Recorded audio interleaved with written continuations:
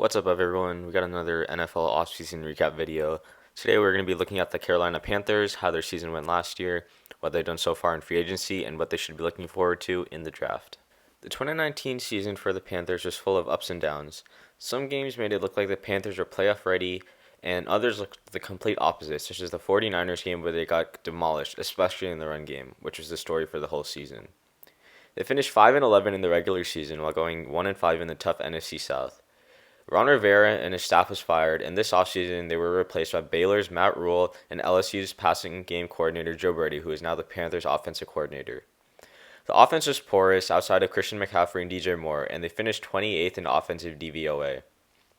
In case you don't know what DVOA is, it is a statistic used by Football Outsiders that calculates the true performance of an offense or defense based on variables like yards per play given up and average yards per down.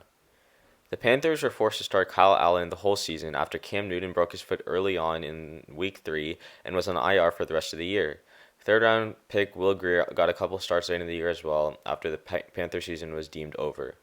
The defense was no better as the Panthers' 3-4 scheme repeatedly got gashed on the ground due to the lack of big bodies up front, even though Panthers had players like Dontari Poe, Gerald McCoy, and Kawan Short.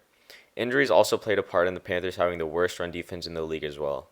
The Panthers also had a below-average secondary as James Bradberry took a step back from his solid 2018 season, and Dante Jackson got beat as well in the secondary, which led them to having the 25th best defensive DVOA. So now on to the Panthers' pre-free agency moves. Now, the big move the Panthers made before free agency was trading Trey Turner to the Chargers for Russell Okung. Now, on paper, it looks like the Panthers took a major L in this trade as they lost a 5-time Pro Bowler that is only 26 to get an aging left tackle that is 31. However, Russell Okung is a solid left tackle and can serve a mentor to second-round pick Greg Little from last year and be a bridge tackle for Little to take over when Okung walks to free agency after next year. And next year is considered to be a tank year for the Panthers, and now if they let Okung walk, they can get out of his hefty contract of $15 million, and then they won't have to extend Trey Turner as well, as he will cost a lot. Panthers also made a few moves, such as declining Dontari Poe's team option, which makes him a free agent, extending Kyle Allen for one more year, but they traded him later on, and then they also cut longtime tight end Greg Olsen to free up cap space and start their rebuild. But the biggest thing that happened was Hall of Fame Luke Kuechly retiring, which leaves a huge hole in their middle linebacker spot that they need to fill in the draft or in free agency. The Panthers were one of the most active teams in free agency, trying to fill and replace holes in their offense and defense. Now, the biggest move they made was finding a new starting quarterback in Teddy Bridgewater. And I think they got Teddy Bridgewater for a great deal, only spending $21 million for a quarterback in his prime, which is a great deal, and he would be a solid fit in the offense that Joe Brady wants to run.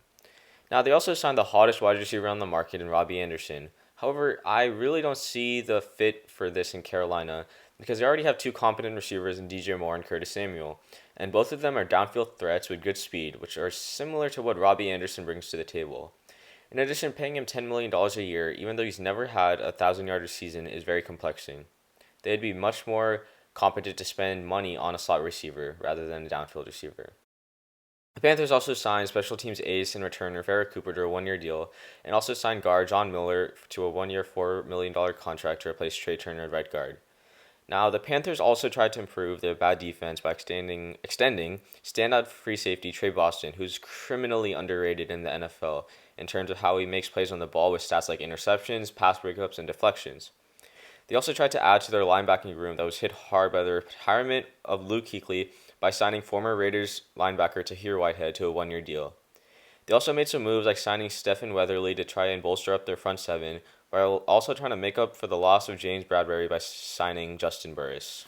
Now, the Panthers lost a lot of key players in free agency. For one, James Bradberry left for the Giants, which leaves a hole as their number one corner. 4 guys on their defensive line went to different teams, as Dontari Poe and Gerald McCoy went to the Cowboys, and Vernon Butler and Mario Addison went to the Bills, which means the Panthers have some major spots to fill at D tackle and D end.